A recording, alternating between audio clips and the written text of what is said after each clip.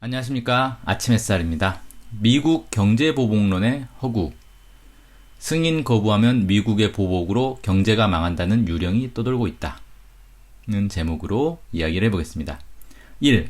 문재인 대통령 2020년 대북 구상의 현황. 신년사에서 밝힌 대북 구상.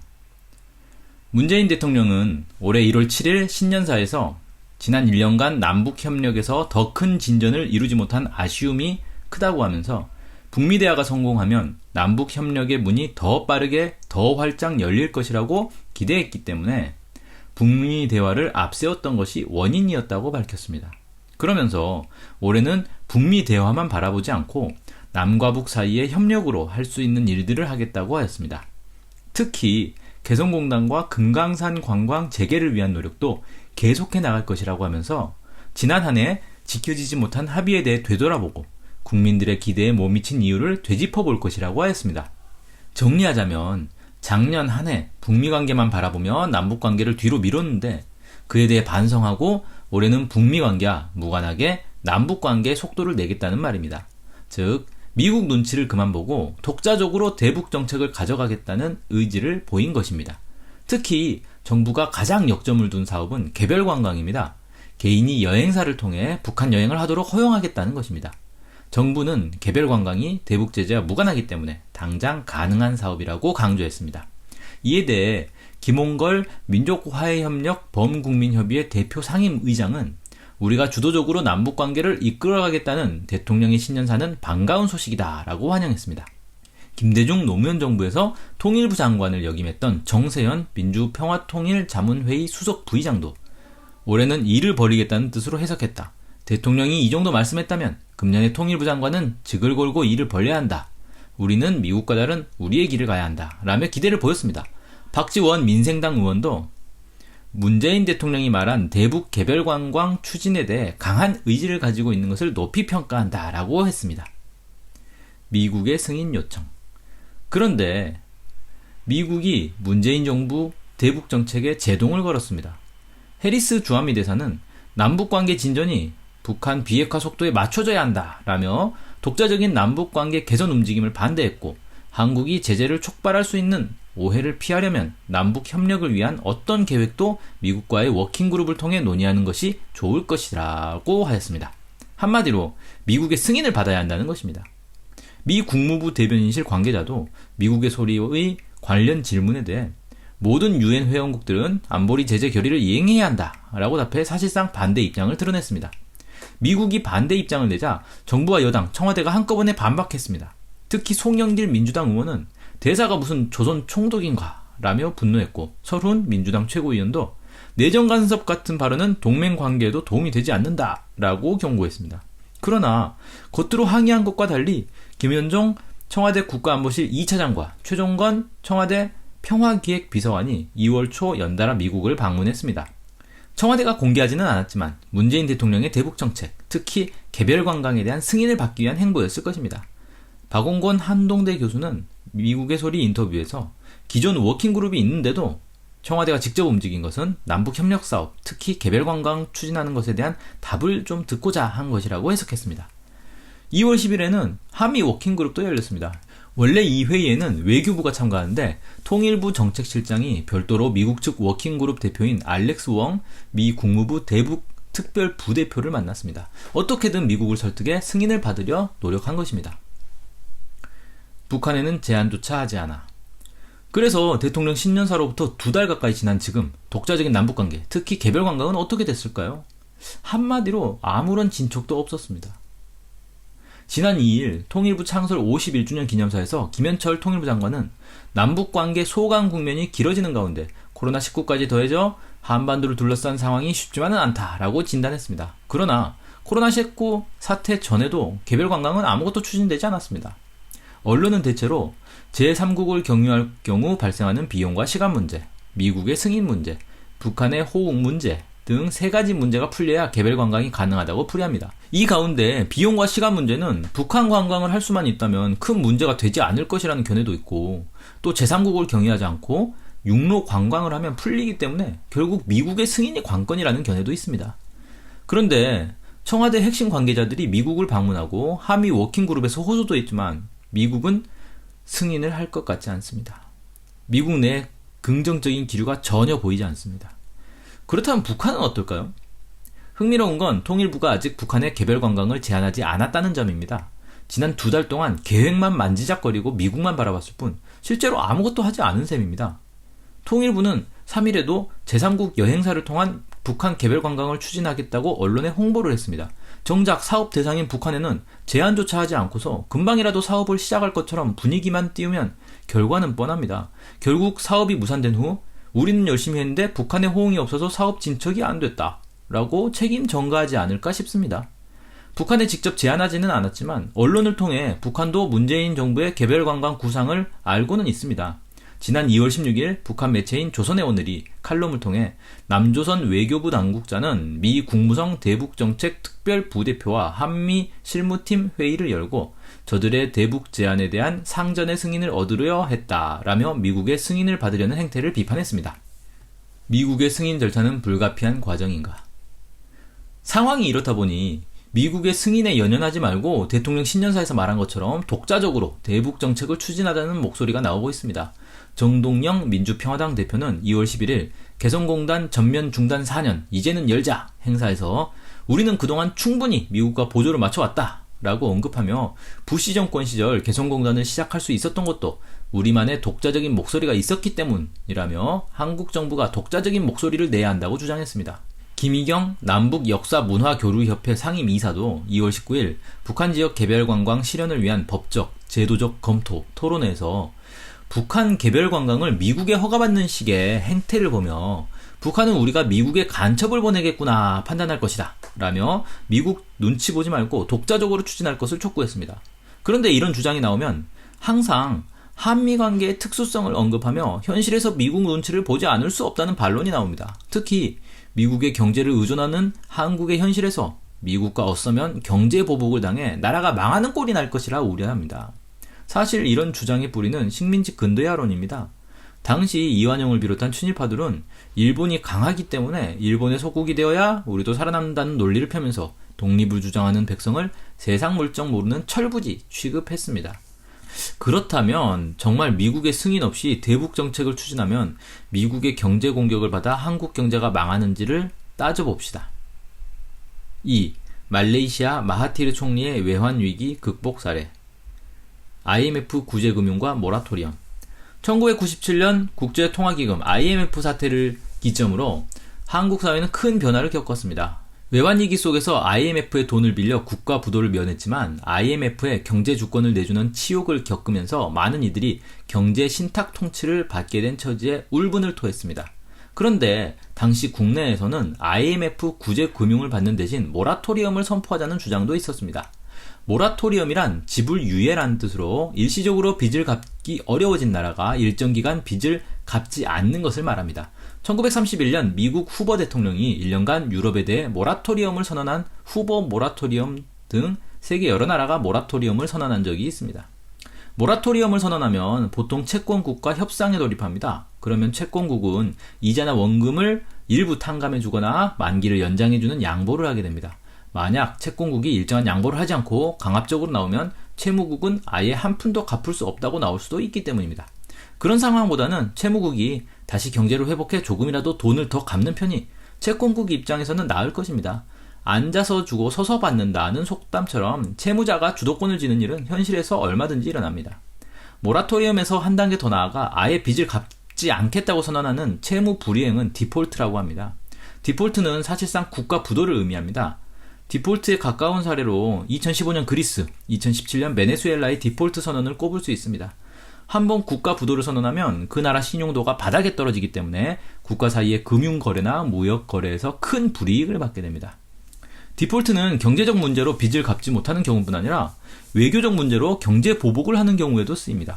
예를 들어 1979년 이란 혁명 후 미국은 이란과 국교를 단절하면서 미국 내 이란 자산을 동결했고 이란 계좌를 보유하고 있던 체이스 은행은 이란에 대해 디폴트를 선언했습니다. 즉 이란 돈이지만 주지 않겠다고 선언한 것입니다. 이처럼 적대적 관계가 되어 더 이상 금융거래, 무역거래를 할 일이 없어지는 경우 디폴트 선언을 하기도 합니다. 아무튼 모라토리엄은 디폴트와 달리 일시적으로 빚을 갚지 않는 것이지만 1997년 한국에서는 진지한 검토 대상이 아니었습니다. 당시 IMF 협상을 이끌었던 임창열 전 경제부총리는 우리가 모라토리엄 하면 어떤 상황이 오겠느냐? 우리는 석유 한 방울 안 나는 나라고 식량 자급도가 30%밖에 안 되는 나라예요. 그런데 모라토리엄을 선언하면 누가 우리 기름을 주고 누가 식량을 외상으로 주겠습니까? 한국은 외환도 기름도 신용도 없는 나라인데 우리가 앞으로 당신의 빚은 못 갚겠소 선언하는 그때부터는 기름이 다 끊어진 한국 경제를 생각해 보세요. 공장 다 서고 자동차 다 서고 엘리베이터 다 서고 식량을 70% 수입해서 국민 먹여야 되는데 70% 국민 굶겨야 되는 거 아닙니까? 누가 식량을 그냥 줍니까? 라고 주장했습니다. 이 내용은 2007년 11월 21일자 프레시안 기사 저는 예방이 가능했다고 생각하는 사람입니다. 제목의 기사를 보시면 도움이 될 것 같습니다. 언론도 마찬가지였습니다.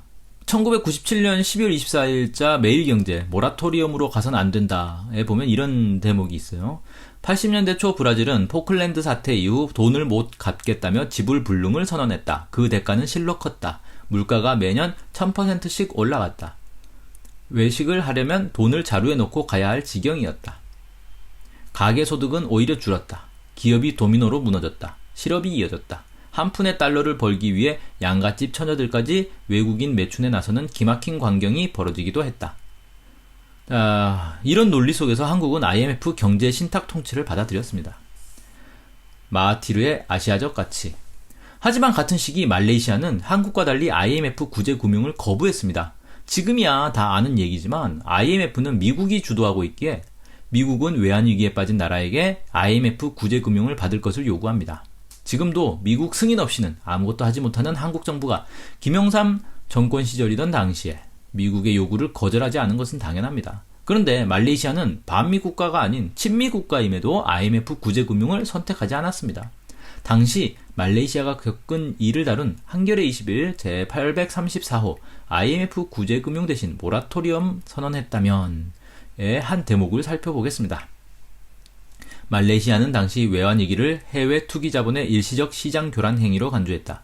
따라서 한국과 달리 무턱대고 IMF와 손잡기보다 내부 시장 보호에 힘을 기울였다.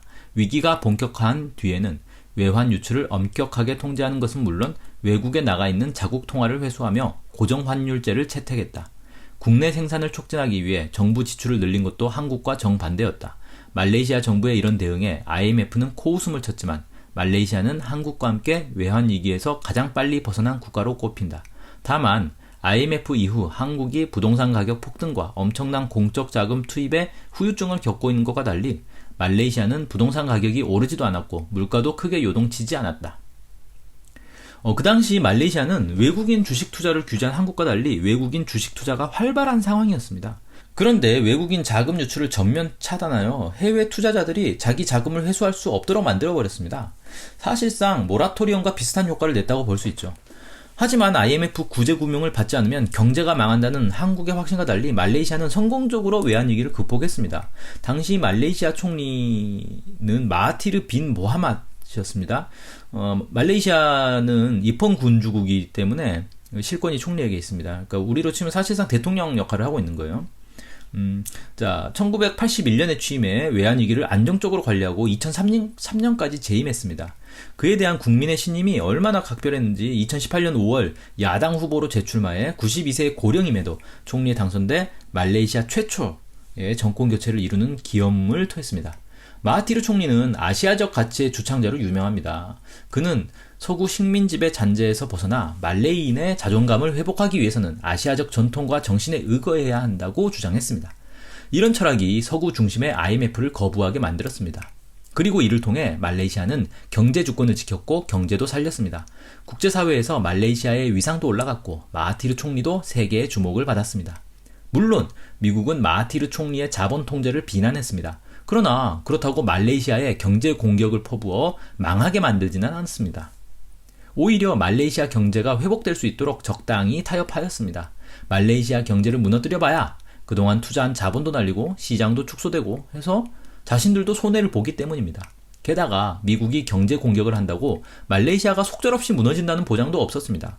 말레이시아는 이슬람 국가며 영연방 회원국인데다가 중국과는 경제적으로 밀접하고 러시아와는 군사적으로 밀접하기 때문에 도와줄 나라가 많은 것입니다. 3. 김대중 대통령의 6.15 공동선언 이행 사례. 6.15 공동선언 이행 정도. 남북관계의 역사는 2000년 전과 후로 나눌 수 있을 정도로 6.15 남북공동선언의 의미는 지대합니다. 6.15 공동선언은 내용도 심오하지만 실제로 상당 부분 이행되었다는 점에서 합의만 하고 거의 이행되지 못한 2007년 14선언이나 2018년 4.27선언, 9월선언과도 대비됩니다. 이는 노무현 문재인 정부에 비해 김대중 정부의 남북합의 이행 의지가 훨씬 컸음을 의미합니다. 김대중 대통령은 평양에서 돌아오는 즉시 정부 각 부처에 6.15 공동선언 이행 대책을 세우도록 하였습니다. 이에 따라 김대중 정부 임기 내내 남북 장관급 회담이 꾸준히 열렸으며 여러 분야별 실무회담, 고위급 회담도 열렸습니다. 이 성과로 판문점 남북연락사무소 업무를 재개했으며 남북경제협력추진위원회를 설립하였습니다. 또한 남북 사이의 투자 보장에 관한 합의서, 남북 사이의 소득에 관한 이중과세 방지 합의서, 남북 사이의 청산 결제에 관한 합의서, 남북 사이의 상사 분쟁 해결 절차에 관한 합의서, 철도 도로 연결의 군사적 보장에 관한 합의서, 해운 합의서, 통행 합의서 등 다양한 실무 합의서들이 나왔습니다. 또한 금강산 관광을 활성화하였고 개성공단, 경의선과 동해선 철도 도로 연결 등 굵직한 사업들을 시작하였습니다. 또한 공동 광산 개발, 임가공 협력, 농수산물 반입 등 다양한 경제협력 사업들이 진행되었습니다. 민간 교류도 활발히 진행되었습니다. 노동자, 농민, 청년, 학생, 여성, 지식인 등 각계각층의 민간단체들이 남북을 오가가며 다양한 행사와 회의를 진행하였습니다. 또 이산가족 상봉, 비전향 장기수 송환은 곧바로 이루어졌습니다. 특히 꾸준히 열린 장관급 회담들과 부처별 고위급 회담, 실무회담들, 경제협력추진위원회 등은 통일로 가기 위한 기구 성격을 가지고 있었습니다. 여기에 국회 상설협의기구, 최고 통수권자들의 협의기구까지 갖추면 곧바로 통일을 선포할 수 있는 수준이 됩니다. 만약 노무현 정부가 1, 2년만 6.15 공동선언을 이행했다면 그대로 통일 선포가 가능했을 정도의 대단한 성과였습니다. 미국의 압박. 그렇다면 김대중 정부는 미국의 승인과 지원이 있었기에 이런 성과를 냈을까요? 반대입니다. 미국은 처음부터 불편한 기색을 숨기지 않았습니다. 2000년 남북 정상회담 당시 주한미 대사를 지낸 스티븐 보즈워스 대사는 2000년 초반 임동환 국정원장의 대북 비밀 접촉이 강화됐다. 나는 당시 워싱턴으로부터 엄청난 압력을 받고 있었는데 그것은 미국이 어느 날 무슨 일이 일어날지 깜짝 놀라게 되는 상황을 원하지 않는다는 경고였다. 라고 회고했습니다. 즉 미국이 김대중 정부를 의심하면서 주한미 대사를 시켜 무슨 일을 꾸미는지 실토하게 압박한 것입니다. 이 내용은 월간조선 2009년 5월호 역대 주한 주미 대사들이 밝히는 한미관계에 나옵니다. 김대중 대통령이 평양에서 김정일 국방위원장과 차량 동승을 한 것 때문에 미국이 분개했다는 후문도 있습니다. 미국과 국내 보수 언론은 대체 차량의 동승에 무슨 이야기를 나누는지 집요하게 파헤쳤고 심지어 미 중앙정보국이 감청했다는 주장까지 나왔습니다. 6.15 공동선언이 발표되고 하루 만에 미국은 국방부 대변인 브리핑으로 김대중 대통령이 남북한의 통일 후에도 안정세력으로 한반도에 남아있기를 바란다는 입장을 미국 측에 피력했다. 이 얘기는 주한미군 얘기입니다. 라고 밝히고 우리는 전진 배치된 군을 유지해 나갈 계획이라고 강조했습니다. 혹시라도 김대중 대통령이 평양에서 주한미군 철수를 비밀리에 합의하지 않았는지 불안해 아예 쐐기를 박은 셈입니다. 2001년 3월 정상회담을 위해 미국에 날아간 김대중 대통령을 부시 미 대통령은 디스맨, 이 양반이라고 호칭했습니다. 정상 외교 석상에서 나올 수 없는 모욕적인 표현을 쓴 것입니다. 그만큼 미국은 자신의 통제에서 벗어나려는 김대중 대통령을 강하게 압박했습니다. 훗날 노무현 대통령의 측근은 김대중 정부와 미국과의 관계는 최악이었다. 미국의 김대중에 대한 불신은 극에 달해 있었다. 라고 밝혔습니다. 특히 이 불신은 김대중 정부의 대북 정책에서 최고조에 이르렀다고 하였습니다. 당시 미국 내에서는 김대중 대통령이 호랑이 등에 올라탔다. 이제는 막을 수 없다는 체념의 목소리도 나왔고 증권가에서는 미국의 김대중 암살설이 떠돌기도 했습니다. 미국은 경제 공격을 하지 않았다. 미국의 압박에도 김대중 대통령은 흔들림 없이 6.15 공동선언을 이행해 나갔습니다. 김준영 한동대 교수는 한국은 미국을 어떻게 보아야 할 것인가? 역사, 현안, 전략이라는 논문에서 사실 김대중은 미국과의 정책적 이견이 확대되는 어려운 상황에서도 남북관계 개선과 보다 자주적인 대미관계를 이끌어내고자 노력했다고 평가했습니다. 김대중 대통령의 의지는 확고한 철학에서 나왔습니다. 김대중 대통령의 아들 김홍걸 의장은 아버지는 자기 철학이나 주관이 뚜렷했던 분이라고 회고했습니다.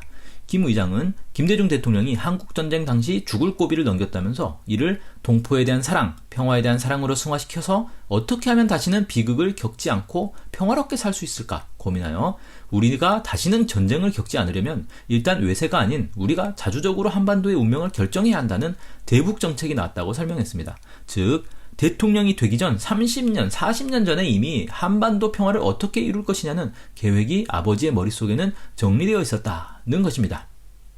이 내용은 오마이뉴스 2019년 10월 17일 문재인 정부 미국과 상의 않고 질러보는 배짱도 필요해 라는 기사에 나와 있습니다. 물론 당시에도 미국의 뜻을 거스르면 경제 보복을 당할 수 있다. 제2의 IMF 사태를 맞을 수 있다는 우려가 없지 않았습니다. IMF 사태로 경제에 큰 타격을 입은 직후라 만약 실제로 제2의 IMF 사태가 터지면 회복 불능의 경제 타격이 있을 수도 있는 상황이었습니다. 그럼에도 김대중 정부는 독자적인 대북 정책을 고수했으며 미국은 경제 보복 카드를 꺼내지 않았습니다. 만약 그때 미국이 경제 공격을 했다면 한국은 가만히 앉아서 망하기를 기다리지 않고 남북 경제 협력에 더욱 속도를 내고 중국 등 다른 곳에서도 대안을 찾았을 것입니다. 이렇게 되면 미국이 한국을 통일로 떠미는 꼴이 되며 주한미군도 주둔 명분을 찾지 못하고 결국 철수하게 됩니다. 주한미군의 주둔 명분이 한국을 주변 적대국에서 지켜준다는 것인데 한국이 미국 대신 주변국과 협력하는 길로 나가면 주한미군이 더 이상 존재할 이유가 없는 것입니다. 주한미군 철수는 미국의 동북아 패권을 허물 것이며 미국은 군사적, 외교적, 경제적 피해만 막대하게 입습니다. 이걸 뻔히 알기에 미국은 한국의 경제 보복을 하지 않는 것입니다. 4. 문제는 문재인 대통령의 철학. 미국은 절대 한국 경제를 망하게 할 수 없다.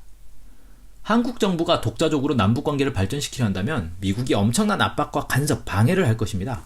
그러나 그렇다고 해도 한국 경제를 망하게 하지는 못합니다. 한국 경제의 붕괴는 미국 경제에도 큰 타격을 주기 때문입니다. 게다가 지금 상황이면 한국이 남북 경제협력에 매진하면서 중국, 러시아와도 손을 잡고 동북아 경제협력을 추진할 것이기에 자칫 미국 자본이 배제된 신흥 동북아 경제권이 탄생할 수 있습니다. 만약 남북이 통일을 하고 주한미군이 철수한 후에도 통일정부가 외국 자본의 정상적인 활동을 보장하는 정책을 편다면 미국은 그나마도 감지덕지할 것입니다. 세계적 투자자 짐 로저스 홀딩스 회장은 한반도와 동북아 지역이 블루오션이라는 주장을 거듭 펼치면서 이곳 경제를 위해서는 주한미군을 철수해야 한다고 주장합니다. 미국 자본가들도 무엇이 자신들에게 이익인지 알고 있는 것입니다. 반대로 통일 한반도가 한국 지역에서 미국 자본을 다 몰수하고 미국과 경제관계를 전면 단절한다고 하면 미국도 어쩔 수 없이 관계를 끊어야 합니다. 이 경우는 미국 자본가들이 엄청난 기회를 잃는 것입니다. 이처럼 한국 정부가 미국의 뜻에 따르지 않으면 미국의 경제 보복을 받는다는 논리는 아무런 근거가 없습니다. 미국이 주입한 공포에 문재인 정부와 주변 인사들이 겁을 먹은 것뿐입니다. 미국의 경제 공격론이라는 유령에 언제까지 놀아나는 것인지 참 걱정입니다. 문제는 문재인 대통령의 철학. 말레이시아 마하티르 총리의 사례, 김대중 전 대통령의 사례에서 보듯 외교에서 국익을 앞세우려면 철학이 있어야 합니다. 자기 민족, 자기 나라의 운명을 외세의 승인 없이 스스로 결정하겠다는 자주의식이 있어야 하며 그것을 어떻게든 실현하겠다는 강한 의지가 있어야 하고 현실에서 펼쳐낼 정치적 능력이 있어야 합니다. 그런데 문재인 대통령은 철학도 의지도 능력도 너무 빈약합니다. 문제의 핵심이 여기에 있습니다. 이게 김대중 대통령, 마하티르 총리와의 차이입니다. 문재인 대통령은 민족적 관점, 자주적 관점이 빠진 철학, 즉 친미 사대주의와 체제 우월 반북 의식에 젖어 있습니다. 문재인 대통령은 취임 51일 만에 미국을 방문했습니다. 역대 정부 가운데 가장 빠른 방미 기록을 세웠습니다. 당시 참모진은 인수위 기간도 없이 취임해 정부 정책을 완비하지도 못한 상태에서 미국을 방문하는 건 부적절하다고 반대했지만 이를 물리치고 방미를 강행했다고 합니다. 그렇게 미국을 방문해 미군이 없었으면 자신이 태어나지도 못했을 것이라며 미국의 비위를 맞추려 노력했습니다.